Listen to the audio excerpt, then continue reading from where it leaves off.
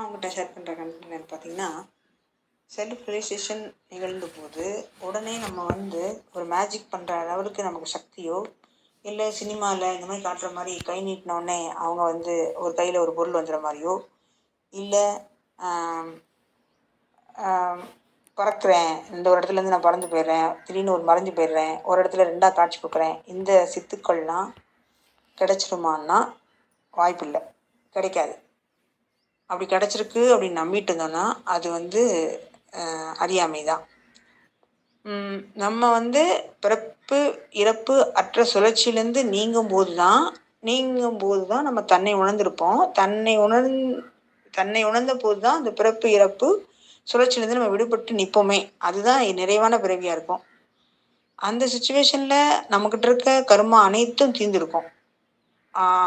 அது குட் அல்லது நல்லதோ இல்லை கெட்டதோ தீர்ந்திருக்கும். அப்போது நம்ம அடுத்து என்ன அந்த ப்ராசஸில் நம்ம அந்த கடைசி பிறவியில் கழிக்க வேண்டிய கர்மத்தை கழிச்சிட்டு இருப்போம். கழிச்சு முடிச்சிட்டோம்னு வச்சுக்கோங்க. ஃபார் எக்ஸாம்பிள் ஒரு 10 இயர்ஸில் கழிக்க வேண்டியது இருக்குன்னு வச்சுக்கோங்களேன். நம்ம 10 இயர்ஸ் ஆனால் நமக்கு 90 வயசு வரைக்கும் ஆயுள் கொடுக்கப்பட்டிருக்கு. நம்ம அந்த கர்மாவை ஒரு 10 இயர்ஸில் கழிச்சிட்டோம்னு வச்சுக்கோங்க. மிச்சம் ஒரு 80 ஆண்டுகள் இருக்குது. அந்த 80 ஆண்டுகள் இந்த பூமியில் வாழ்ந்தாகணும். அந்த பூமியில் வாழும்போது நார்மல் மனிதர்களுக்கும் இந்த தன்னை உணர்ந்த மனிதர்களுக்கும் எவ்வளோ வித்தியாசம் இருக்குன்னு சொல்லி சில டைமில் நம்மளை வந்து எப்படி ப்ரொடெக்ட் பண்ணுது அப்படின்னு சொன்னால், வெளியில் எங்கேயும் போகாமல் எந்த சூழ்நிலையும் இல்லாமல் நம்மளை ஒரு தனிமைப்படுத்தப்பட்டு இந்த கொரோனா வந்தப்போ தனிமையாக்கி நம்மளை வந்து ப்ரொடெக்ட் பண்ணாங்களா, அதே மாதிரி ஆன்மீகம் அந்த தனிமைப்படுத்தப்பட்டு நமக்கு நம்மளை நாமளே சுத்திகரிக்குது. சுத்திகரித்து நம்மளை தூய்மைப்படுத்துது. நம்மக்கிட்ட இருக்க நன்மை குணங்களையும் சுத்திகரிக்குது. நம்மக்கிட்ட இருக்க தீமை குணங்களை கரைச்சி அப்படி அதை வந்து மெல்ட் ஆக்கி இல்லாமாக்குது. அப்போது அன்பு, பாசம், கருணை, பற்று அப்படிங்கிறத எதை வச்சுக்கணுமோ அதை மட்டும் வச்சுக்குது. அன்கண்டிஷனல் லவ் கொடுத்துட்டு, சரி அன்கண்டிஷனல் லவ் கொடுத்தான்னு சொன்னோடனே எதிரில் ஒரு பாம்பு வருது, அந்த பாம்பை வந்து கையில் பிடிச்சி குத்தலாம் அப்படின்னு சொன்னால் அதை வந்து நம்ம ஏற்றுக்க முடியுமா? இது வந்து ஒரு விவேகமான ஒரு செயல் கிடையாது. ஒரு மேலேருந்து ஒரு கத்தி கீழே விழுந்துட்டு இருக்கு, அது நம்ம தடுத்து நிறுத்தது இல்லை, அதுவாக நடக்கட்டும் அப்படின்னு விட்டுற முடியுமா? முடியாது. ஒரு வண்டி எதிரில் வந்துகிட்டு இருக்கு, அது வந்து ஆப்போசிட், நம்ம நல்ல சைடில் போயிட்டு இருக்கோம், அது ஆப்போசிட்டில் வந்து நம்மளை வந்து இடிக்க வருது, இது நடக்கட்டும் அப்படின்னு சொல்லிட்டு நம்ம விலகாமல் போவோமா? விலகிடுவோம். ஸோ இந்த மாதிரி மாற்றங்கள்லாம் நிகழ்கிறது இயல்பு. இது வந்து ஞானியும் இப்படி தான், ஆனால் சாதாரண மனிதரும் இப்படி தான். இந்த ரெண்டுக்கும் உள்ள வித்தியாசம் எப்படி இங்கே படுது, அவங்களோட தன்மை எப்படி படுது, எப்படி இந்த பூமியில் வாழ்கிறாங்க? ஒரு தன்னை உணர்ந்த மனிதன் இந்த பூமியில் வாழ்வதற்கும் சாதாரண மனிதன் வாழ்வதற்கும் என்னன்னா, தன்னை உணர்ந்த மனிதன் வந்து அவங்ககிட்ட இருக்க உண்மை உள்ள பழுத்து பழமாக வீசும்போது அதன் மனம் வெளியே வீசப்படுகிறது. அதை நிறுத்தவே முடியாது. அந்த அந்த சாதகனாலேயோ அந்த தன்னை உணர்ந்த மனிதனாலேயோ அவன்கிட்ட இருக்க உண்மை வெளிச்சம் வந்து பிரகாசிக்கப்படும். அதை வந்து அவன் மறைக்கணும்னு நினைச்சா கூட முடியாது. ஒரு மல்லிகை, ஒரு ரோஸ் மனம் மலர்ந்துருச்சு அப்படின்னு சொன்னால் அந்த வாசனையை வந்து ஒரு ஒரு ஒரு வந்து அதுவே வந்து எனக்கு பிடிக்கல, இந்த இடம் இது சாக்கடையாக இருக்குது, இந்த இடத்துல வந்து நான் வந்து அந்த என்னோட வாசனையை கொடுக்க மாட்டேன்னு அந்த அந்த ரோஸ் சொல்லாது, அந்த மல்லிகை சொல்ல முடியாது.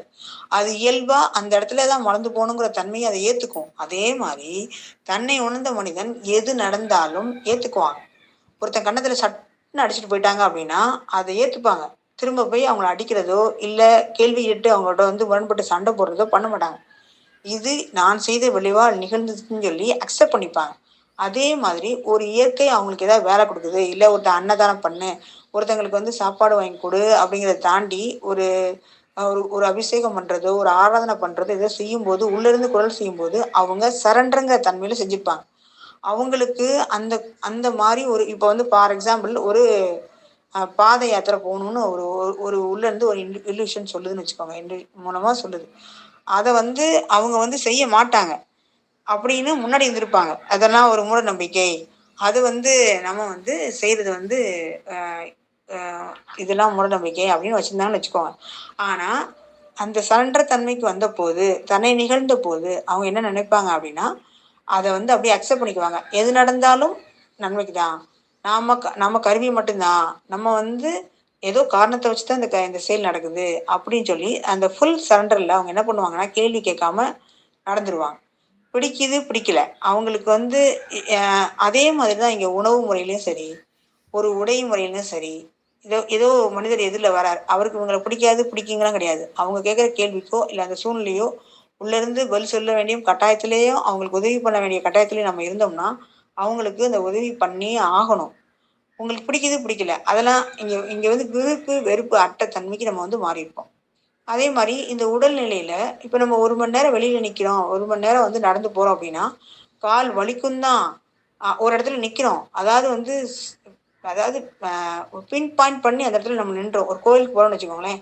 அந்த அம்பாள பார்த்துட்டே இருக்கோம்னு வச்சுக்கோங்க. அப்போ என்ன ஆயிரும் அப்டின்னா, அந்த ஃப்ரீக்வன்சி நமக்குள்ள உள்ள இறங்கி, என்ன பண்ணணும்னா, அங்க இருக்க மனிதர்களுக்கெல்லாம் வந்து ஏதாவது பேச, சொல்ல, அவங்களுக்கு இருக்க பிரச்சனைய தீர்க்கறதுக்கு ஏதாவது சொல்லிரும். அது அவுட் ஆஃப் கண்ட்ரோல்ல இருக்கும். நீங்க நெனச்சா, "ச்சே எனக்கு இது பிடிக்கல. எனக்கு கால் வலிக்குது. நான் வந்து வெளியில போயிரணும்." அப்படின்னு நெனச்சா, உங்களால அது முடியாது. அந்த இயற்கை, அந்த அந்த ஃப்ரீக்வன்சி, அந்த அந்த அலைவரிசை நம்மள ஆட்கொண்டுரும். ஆட்கொண்டு, தடுத்தாட்கொண்டு அந்த மக்களுக்கு எப்படி வந்து ஒரு மழை வந்து பெஞ்சு அந்த இடத்துல போனோனே, இந்த இடத்துல எனக்கு பிடிக்காத இடத்துல மழை பெஞ்சிருச்சு. இந்த இடத்துல இவன் வந்து இவன் மழைய திட்டிட்டே இருந்தான்.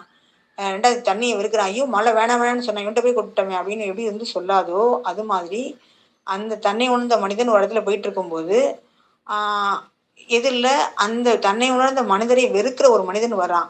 ஆனா, அவனுக்கு ஏதோ ஒரு துன்பம் வரப்போகுது.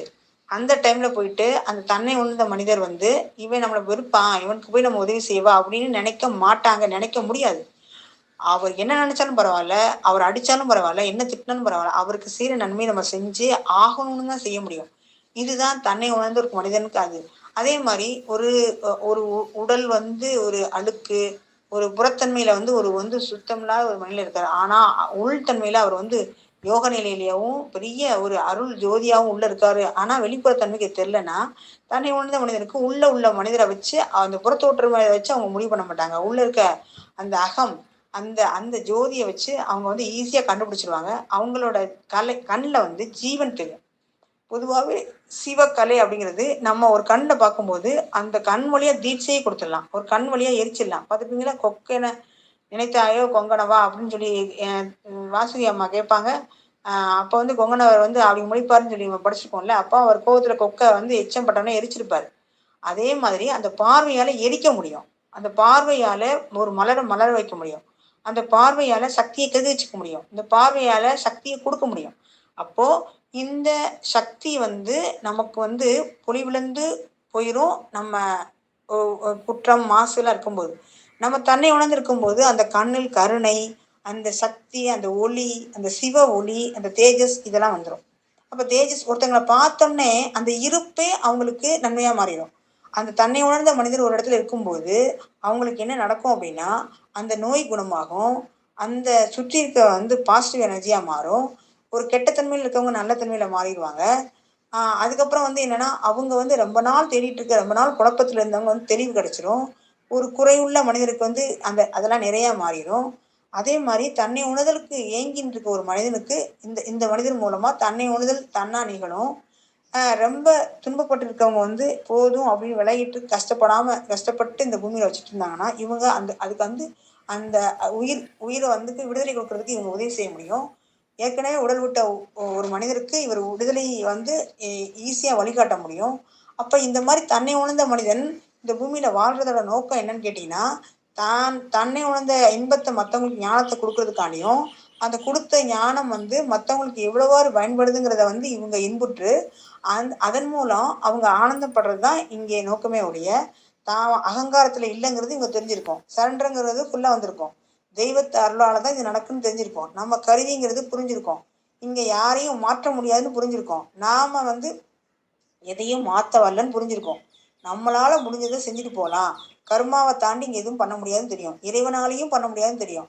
அந்த சம்மந்தப்பட்ட மனிதரே அத உருவாக்குனாருன்னு தெரியும். அதனால அவங்க கிட்ட வழி தான் காட்ட முடியுமே ஒழிய, ஒரு ஒரு வாழைப்பழத்த எடுத்து கையில குடுக்க முடியும். விழுங்குறது அந்த தனிப்பட்ட மனிதர் தான். அப்போ எவ்வளோ பெரிய ஞானியா இருந்தா கூட, இந்த இயற்கை என்ன விதிப்பட்டதோ, அத மட்டும் தான் நடக்க முடியும். ஆனா விதிய விதிதான், இதுதான் அப்படின்னு கண்டுபிடிக்கிறது தான் அந்த உண்மையான ஞானியோட தன்னை உணர்ந்த மனிதனோட ஒரு விஷயமா இருக்கும். இதுதான் இங்க மனிதருக்குள்ள நிகழுது. அதன் மூலம் தான் இந்த பூமியில அவர் வந்து ஆனந்தமா வாழ்ந்து